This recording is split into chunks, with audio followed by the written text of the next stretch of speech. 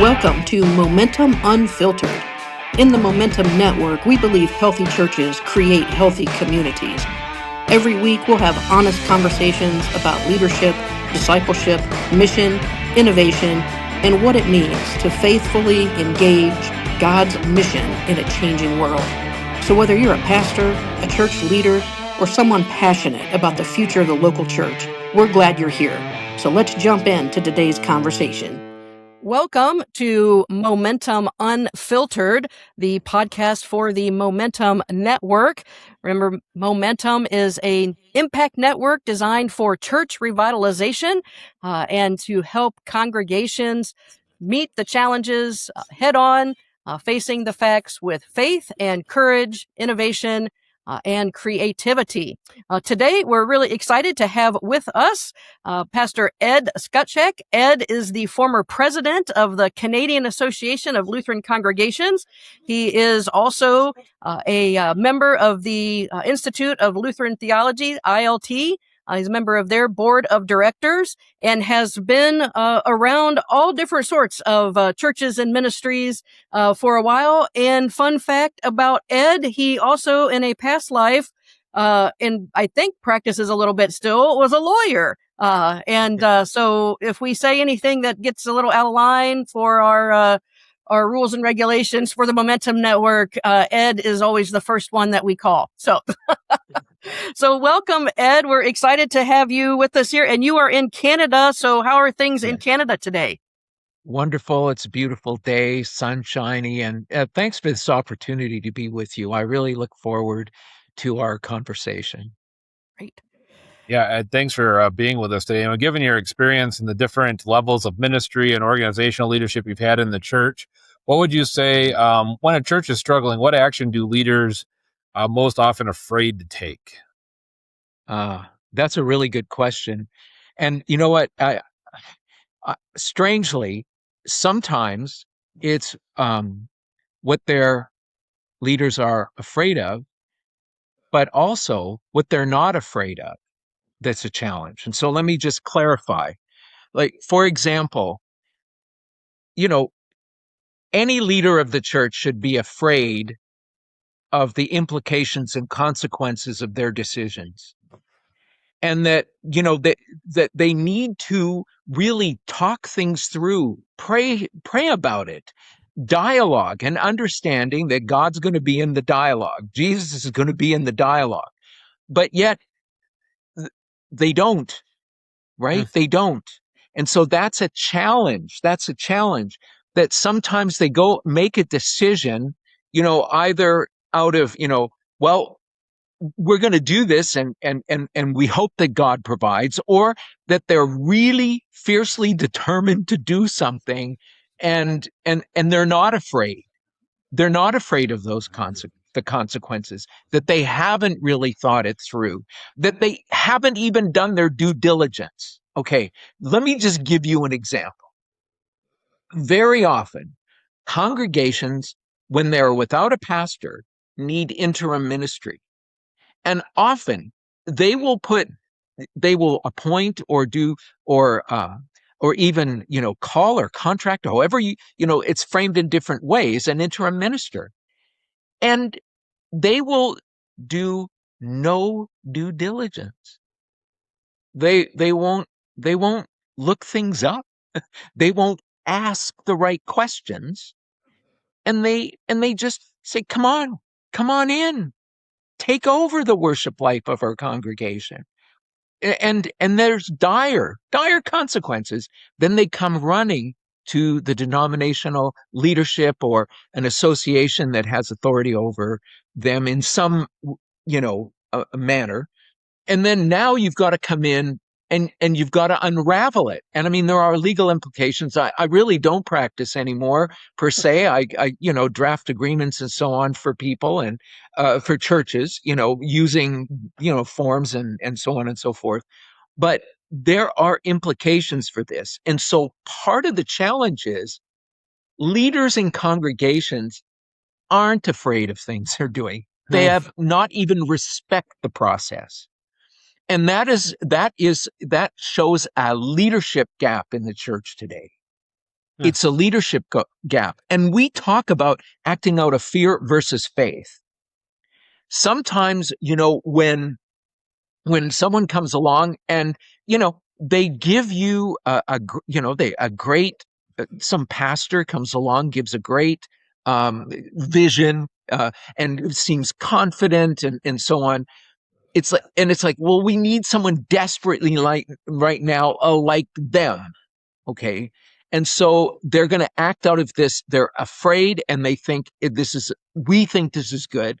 Instead of acting out of faith, instead of saying, okay, we're going to think about what we need. We're going to talk to, if not a denominational leader, we're going to talk to some other congregations and just see how they did it.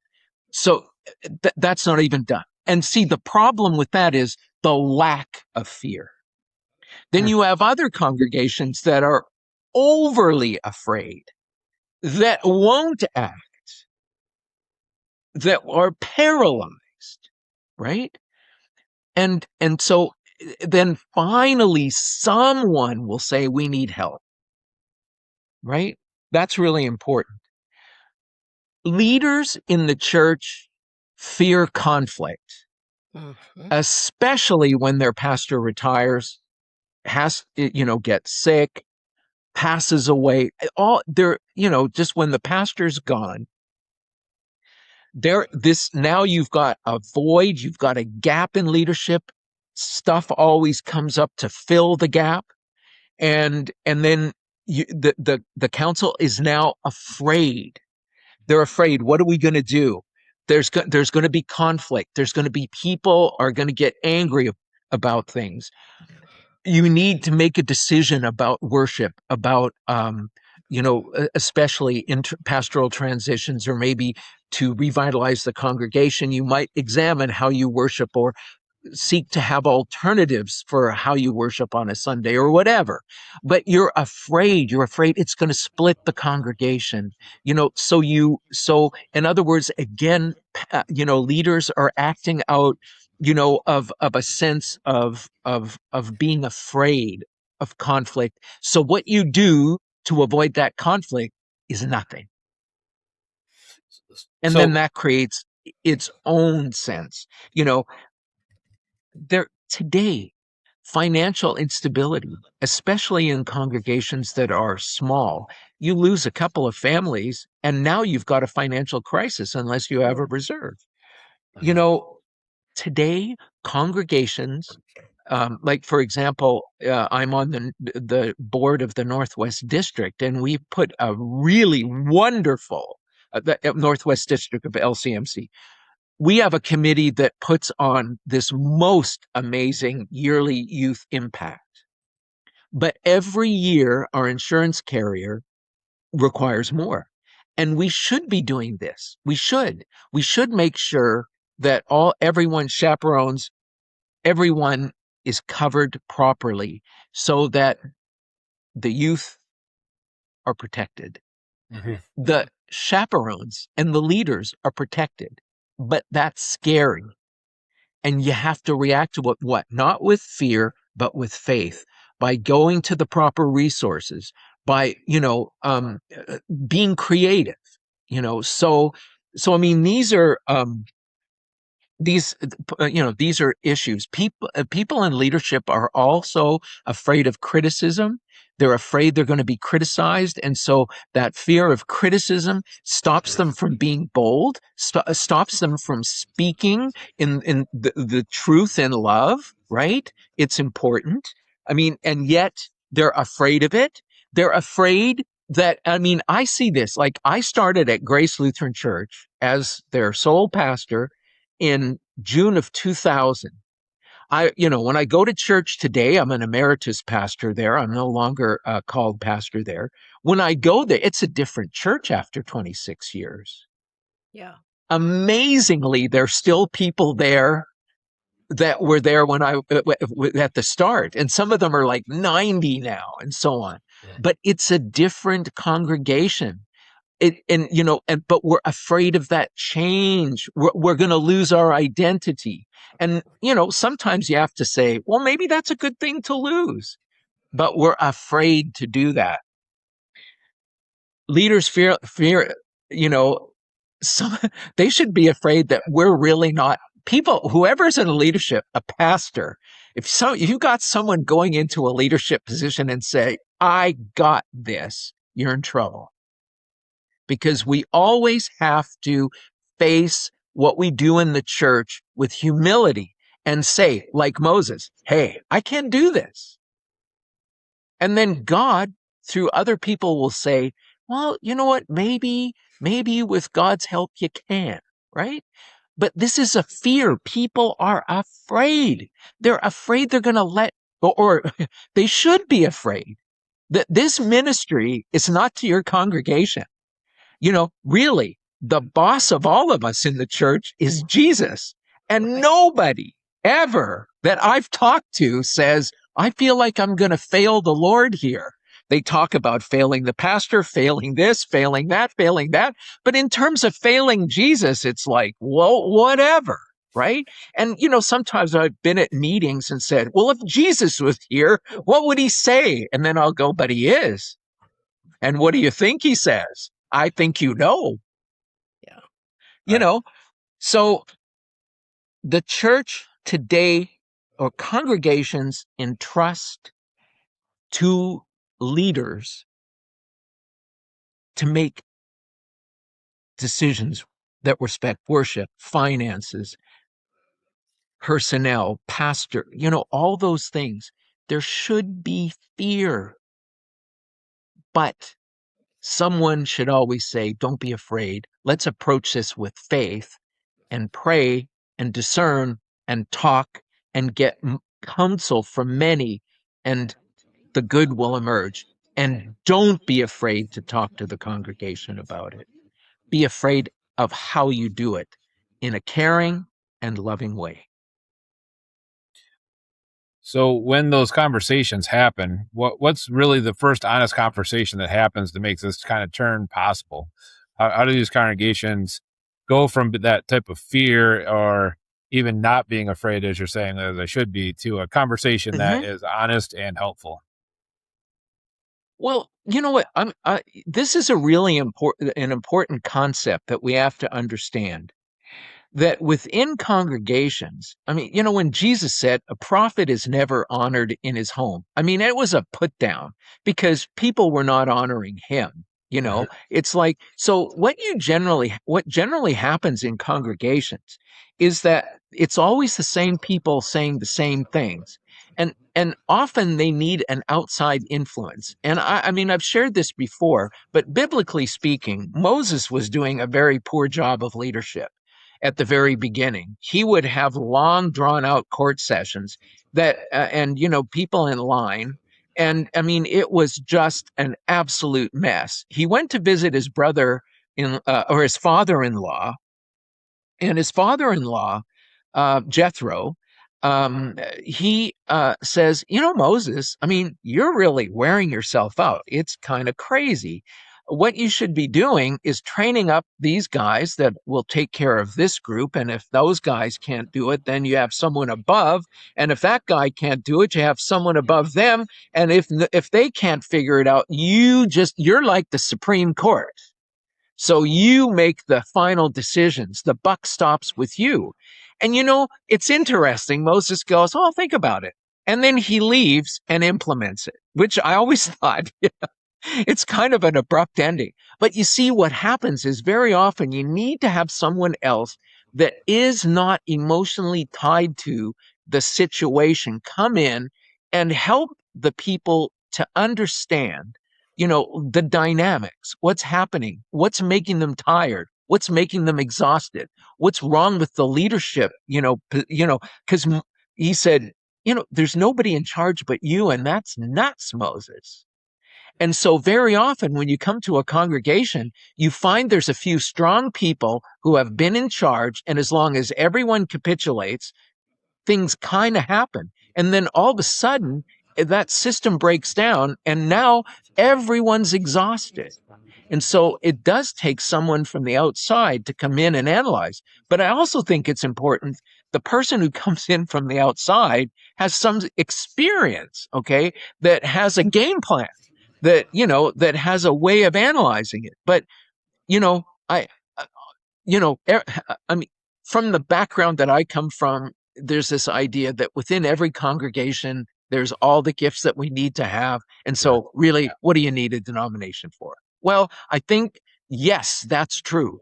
But that does not preclude conflict. That does not preclude everyone wanting to go in different directions. And so you still need to have someone that has a sense of to the congregation now credibility, and has some experience, and to train congregations that, anybody that's worth their salt, anybody that's a true consultant, is going to tell you who they are, what they know, what they've done, and how they've trained. And if they're not immediately willing to give you that information, show them the door in a very polite way.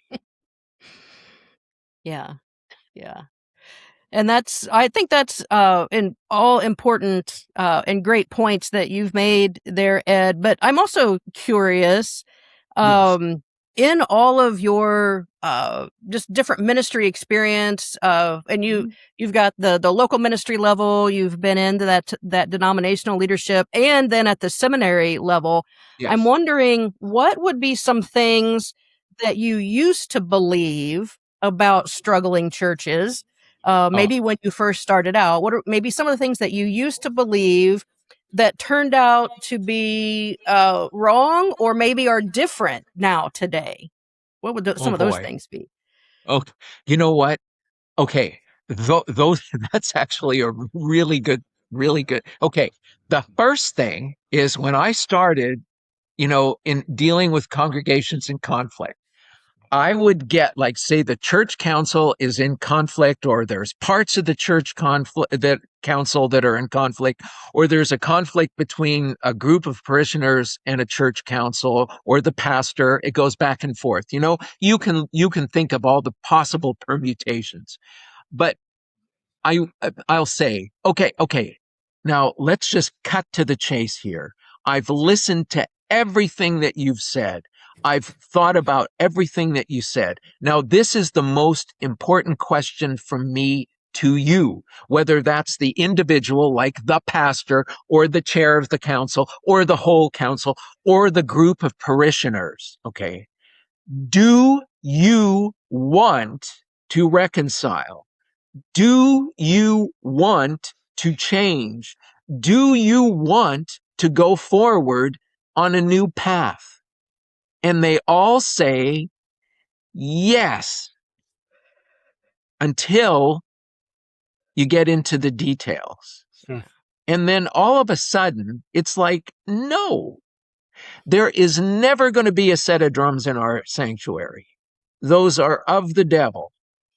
We're never going to sing is it 7-11? You say 7 words 11 times, in praise songs. There's going to be no, I mean, it's a horribly disparaging thing to say, but they come out of the mouth of people that are now, in war against each other. One of the things I've been kind of wrong, I wouldn't say the word wrong, but boy, you have to understand the integral relationship between the Great Commission and Jesus saying, you got to love one another. Right. The great command. This is my new command. You got to love one another. I mean, it's like, and so a lot of times I will be coming in there, you guys got to be Great Commission people, when I realize, oh my goodness, you first got to love each other. Because I wouldn't want, a lot of times I look at it and say, okay, just step back. Would you want to be a member of our congregation? This congregation? Seriously. The older I get, the more I'm able to say things like that, because I don't care anymore. Yeah. Because I don't care if they don't like me. I only care that maybe they'll take a positive action. Okay. And Paul often says, you got to rebuke. because part of love is to rebuke. If you do not rebuke, you do not love. If you do not accept rebuke, and you have to accept rebuke, then you don't love either. Then it's an ego thing about you. So, and I think, that's and the greatest danger, this is something, that to me, that is a tremendous revelation. The biggest problem in the church are the people. That's the problem. Okay, that's the problem. It's the fact that we're people, that we're sinners, and I think Paul talks about the things I want to do, I do not do. But the things I do not want to do, that I end up doing them. So if I do the things that I do not want to do, but and I don't do the things that I want to do, then it's not me that's doing it, it's sin. Okay. And I think part of the challenge is that we act in the church like we're not sinners. That, Jeremiah, God through Jeremiah said, there is nothing more twisted, poisonous, evil than the human mind. And then we think, oh, I'm church council now. I don't have an evil mind. Yes, you do. Okay, so the thing that what made me grow up is to understand that you're dealing with sinners. It's like herding porcupines. The closer they get together, they stick each other. Okay, so only Jesus can blunt that. Only Jesus can smooth the quilts down and let us live together, right? I think, so what I was wrong about is that I didn't believe in my sinfulness, the sinfulness of other people, that it would hugely get in the way of the gospel being lived out in the Great Commission and the Great Command. Yeah. Yeah, that's great stuff, Ed. And you are most definitely leading us into the theme for our podcast around being unfiltered. And we love that. We love the honesty and what you're sharing. And when we come back, we're going to talk about churches focusing in more on mission and what it means to be part of a mission-focused network like Momentum. So stay tuned and we'll be right back. We all know it, the local church cannot afford to wait. Attendance is shrinking, pastors and leaders are stretched thin, and too many faithful churches are slipping from mission into maintenance. But decline is not the end of the story. Momentum is a network of pastors, churches, and everyday Christians facing the facts with faith and reaching their communities again. It's not another program, it's a movement to have a greater impact in the communities that you are trying to reach.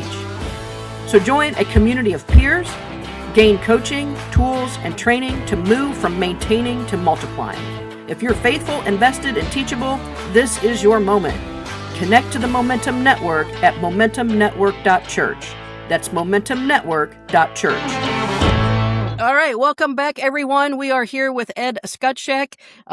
Ed, we've talked a lot about the local church. I want to shift gears a little bit and just talk about the local church and the seminary and the seminary connections. And just wondering today, we all hear about the shortage of pastors and the leadership gaps that are in our churches today.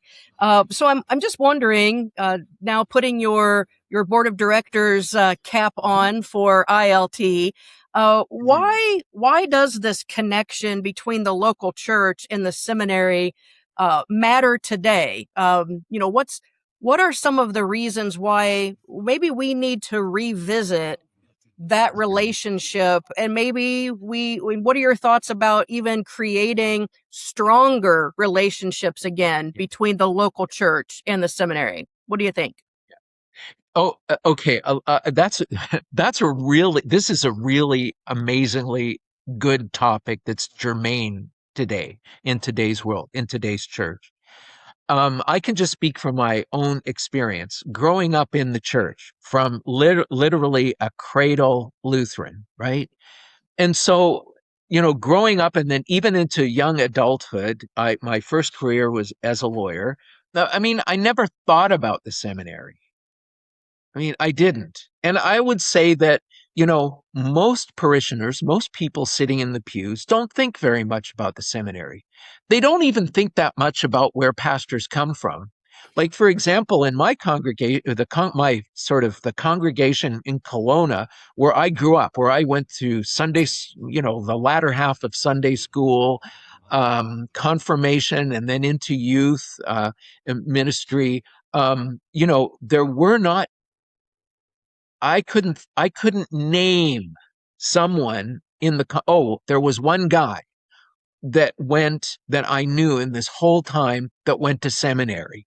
And he was sort of like I always looked up to him as someone who, exemplified pastoral uh, character. I mean, even before he even thought about seminary. But you don't think about it. You don't think about seminary. You don't think about where pastors come from, because there seems like there's an endless supply.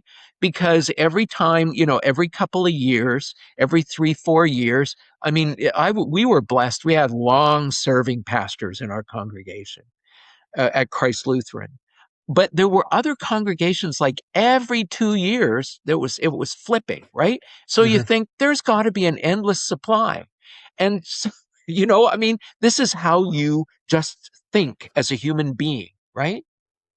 And then you start to wonder why is all this flipping? Why is it like every couple of years or every 3 years or every 4 years? I mean, and you don't even think about it. And then you grow up in a church and it's like you give your offering but you don't think about what it takes to operate the church. I mean, there's lots and lots of people. I mean, when I was younger, even a young man, even a young lawyer, it's like, I never went to the annual meetings. I have a kid. I can't go to the annual meeting. I don't do I go to church. I go every Sunday. I worked with the children's church. I did all that stuff. The money stuff I'm going to leave to the older guys. Okay. But you don't think about it. You don't think about the church in financial terms. You don't think about really where you're going to get your next pastor.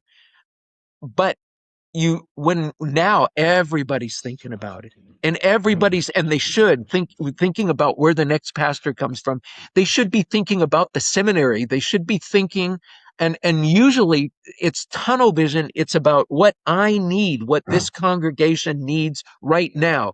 Oh, and what if I give $10,000 to the Canadian would be like maybe 5,500 American, but so let's put it in context. But, I give this money to the seminary or whatever. What good is it going to do? But what we don't understand is that we're all part of this structure that includes seminary, church, leadership, and that you need to strengthen all of them. And you have to think about the long term, not the short term.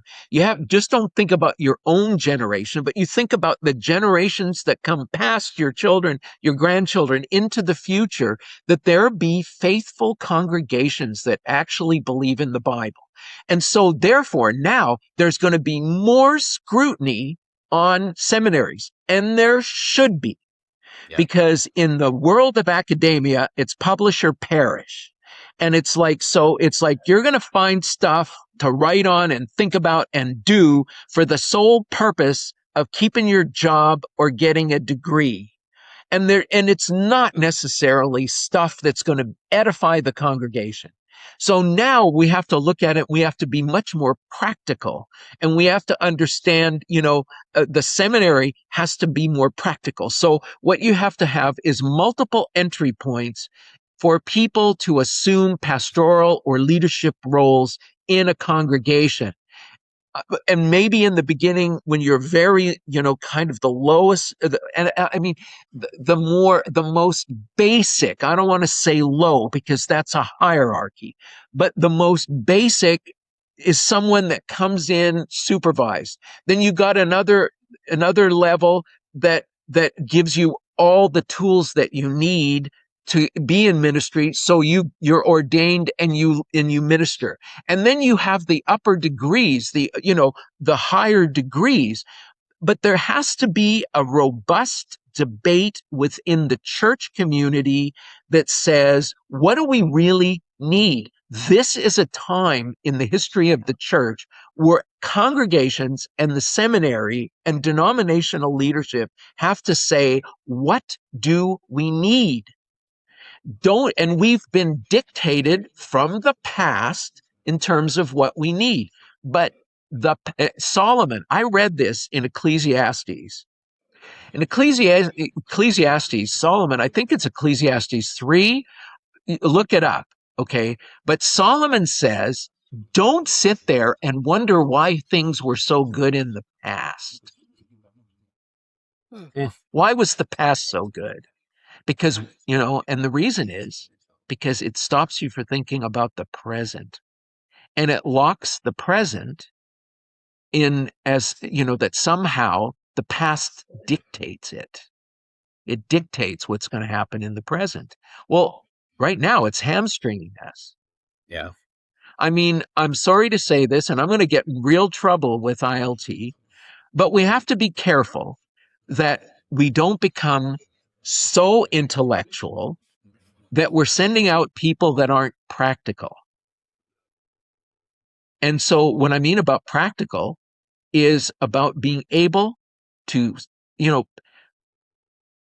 one of the things that I was really, really wrong about, going back to the first segue, is that when people come to Bible study and they say, oh yeah, I've been, a long time, I really know all this stuff. So, and you assume they're telling you the truth.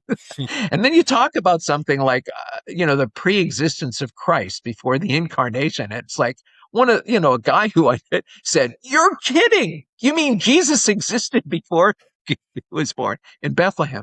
And it's like, okay. And the rest of the class is like, yeah, how does that work? And so this was a great way of remedial Christian education among people that were the leaders of the church that really, it's like, well, I never thought about it. And I said, oh, well, okay, well, let's talk. And again, I didn't say, you're Cretans, get out of my class, referring to Paul and the people from Crete.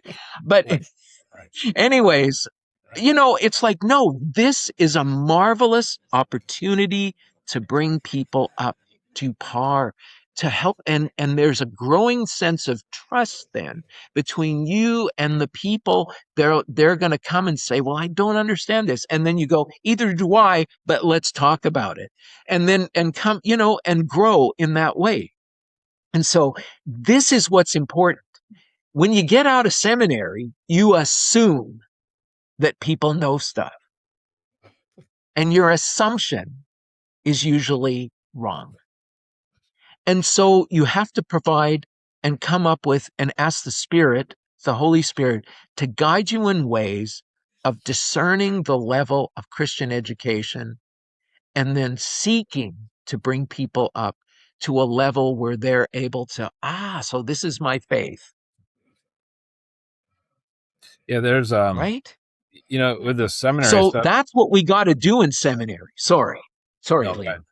Good. I was just going to say, it's interesting with our seminary because the old funnels for people to come into seminary are basically gone. They just don't exist. And even at ILT, most of our seminarians are not traditional seminarians. They're mostly second career people who have gone to seminary later in life or under different circumstances. And so this relationship between the congregation and the seminary becomes more and more important, because you can't just call the denomination and say, send me a pastor anymore. Now we're all looking for people who are willing to step up and be pastors, because we just don't have the number of people that we need to do it. Well, and it's kind of it's an interesting thing. Whenever, I don't care how many years of experience, if I was interviewing a pastor, okay, I don't care how many years of experience they have. I'd say, so tell me about your call, like your first call. what happened? And then they'll say, well, what about you? And I'll go, okay, I'll share first. The important thing to remember is its call. And, as I looked at my past, God was calling me along the way a lot of times. But here's the thing. God is gracious. God is long-suffering. God is patient. And he just kept at me. Yeah. He just kept at me. Yeah. And I think that's the thing. My ears weren't opened. I think, but both Leon and what you've said, Ed, around like the old methods and the old ways just aren't serving the local church anymore. And Ed, I really like what you said about, we thinking about the multiple pathways, and because God's doing that already, right? I mean, God took you as a lawyer, and called you into ministry. He called me out of, business and marketing, and, he's called Leon in a different way too. So God is always calling us in different ways. Why wouldn't we also believe then that there could be deeper discipleship and training and theological education that could happen in those different ways too? And thank you, Ed, for being with us today. We're going to continue with the part 2, so please join us for part 2 if you want to hear more about what Ed is saying. And to find out more about Momentum, come to momentumnetwork.church. Thanks for joining us for Momentum Unfiltered. If this conversation encouraged you, challenged you, or gave you something to think about, we'd love for you to subscribe, leave a comment or a review, and share this episode with another person in your church. To learn more about the Momentum Network and discover the additional free resources that we offer, please visit momentumnetwork.church. Until next time, keep making disciples, developing leaders, and creating healthy communities. And remember, in the work of the Great Commission, everybody ropes and everybody rides.